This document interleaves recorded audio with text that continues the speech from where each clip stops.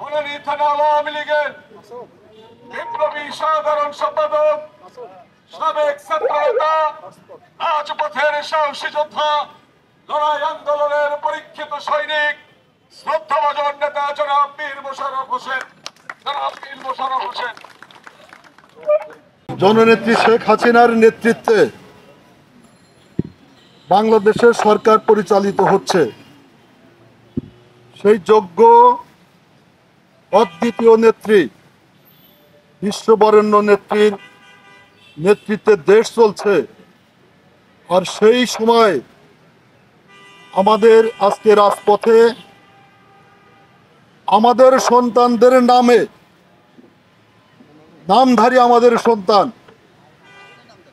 তাদের উছিলায় আবারও আমাদের রাজপথে প্রতিবাদ মিছিল করতে হচ্ছে। যেই প্রতিবাদ মিছিলে, প্রতিবাদ অবস্থানে আজকে উপস্থিত হয়েছেন আমাদের শ্রদ্ধেয় নেতা, রণাঙ্গনের বীর মুক্তিযোদ্ধা,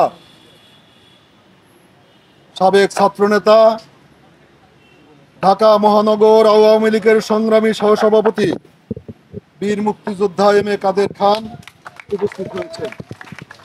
ইতিমধ্যেই সবার পরিচয় হয়েছে।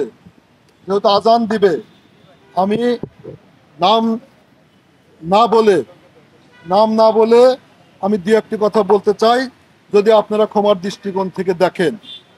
যেহেতু আজকে মিটিং অত্যন্ত দক্ষতার সাথে পরিচালনা করছে 20 নম্বর ওয়ার্ড আওয়ামী লীগের সংগ্রামী সাধারণ সম্পাদক, সাবেক যুবনেতা, রাজপথের লড়াকু সৈনিক জাহিদুর রহমান দুলাল সুন্দরভাবে পরিচালনা করছেন। বক্তব্য ইতিমধ্যেই দিয়েছেন আমাদের অত্যন্ত সাবেক ছাত্রনেতার অত্যন্ত প্রিয় এবং পরীক্ষিত নেতৃবৃন্দ বক্তব্য দিয়েছেন।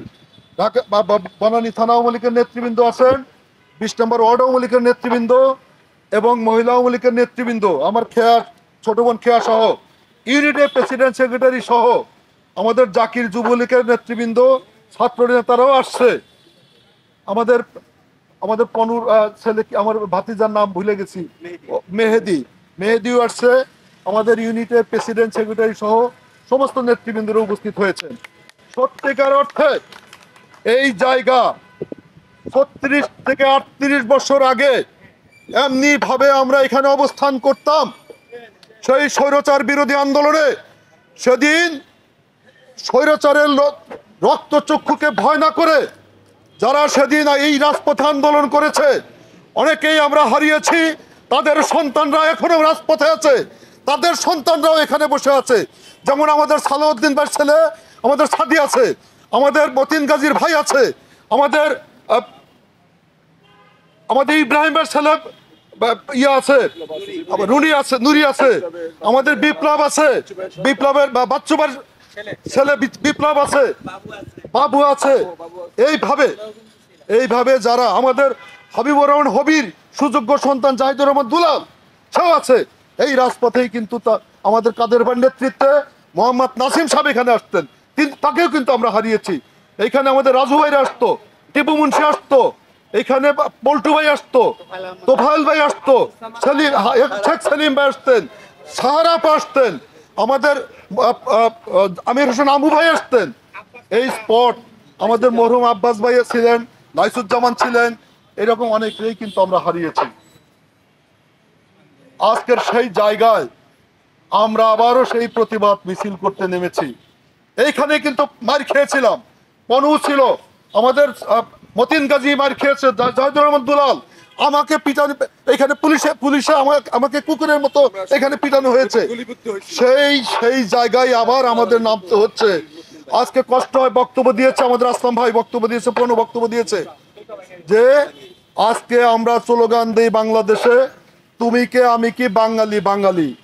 আর কত অদ্ভুতপূর্ণ বক্তব্য দিয়েছে ঢাকা বিশ্ববিদ্যালয়ের ছাত্র নামধারী। আমার বিশ্বাস তারা ঢাকা বিশ্ববিদ্যালয়ের ছাত্র না, তারা জামাত শিবিরের ছাত্র, তারা বিএনপির ছাত্র দলের, তারা অশিক্ষিত। জননেত্রী শেখ হাসিনার ভাষা যারা বোঝে না তারা অশিক্ষিত। আজকে সেই 71 সালের মতো সেই রাজাকাররা যারা বাংলাদেশের বিরুদ্ধে, স্বাধীনতার বিরুদ্ধে বক্তব্য দিয়েছিল রাজাকার নামধারীরা এবং রাজাকাররা, সেই রাজাকারের সন্তানরাই আজকে বলে তুমি কি আমি কি রাজাকার রাজাকার। যারা এই কথা বলে তাদের বিরুদ্ধে দেশদ্রোহী মামলা হওয়া উচিত। স্বাধীন বাংলাদেশে স্বঘোষিত রাজাকার টিকতে পারে না, থাকতে দেওয়া উচিত না। আমরা বাংলাদেশ আওয়ামী লীগের কর্মী, জননেত্রী শেখ হাসিনার কর্মী।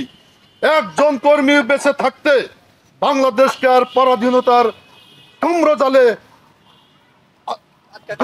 আটকাতে পারবে না। শেখ হাসিনার কর্মীরা রাজপথে আছে, রাজপথে থাকবে। স্লোগান এসেছে শেখ হাসিনার ভয় নাই, রাজপথ ছাড়ি নাই। শেখ হাসিনাও ভয় পায় না কোনোদিন। শেখ হাসিনার জীবন দিতে প্রস্তুত। 21 বার জননেত্রী শেখ হাসিনাকে হত্যার অপচেষ্টা করা হয়েছে। শেখ হাসিনাকে কিন্তু দমাতে পারে নাই।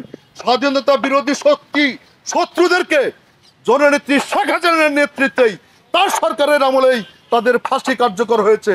আন্তর্জাতিক পর্যায়ে থেকে অনেক তদবির এসেছে, জননেত্রী শেখ হাসিনাকে আপোষের কাঠগড়ায় নিতে পারে নাই। সেই নেত্রীর নেতৃত্বে দেশ চলছে, সেই নেত্রীর নেতৃত্বে দল চলছে। অতএব আমরা জননেত্রী শেখ হাসিনার কর্মী হিসেবে আমরা বলতে চাই, জননেত্রী শেখ হাসিনার নির্দেশই যথেষ্ট। তার নির্দেশনা অনুযায়ী আমরা রাজপথে আছি, আমরা রাজপথে থাকব। সেই পরীক্ষিত নেতা কর্মীরাই কিন্তু আজকে রাজপথে আছে।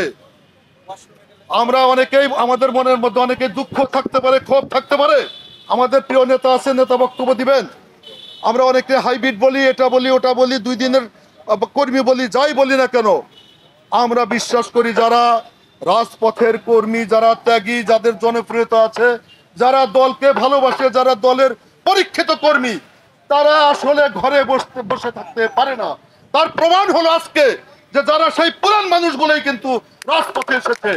অতএব আমরা কথা দিতে পারি, জননেত্রী শেখ হাসিনা যেই নির্দেশ দিবে আমরা জীবন দিয়ে হলেও সেই নির্দেশ আমরা বাস্তবায়ন করব ইনশাল্লাহ।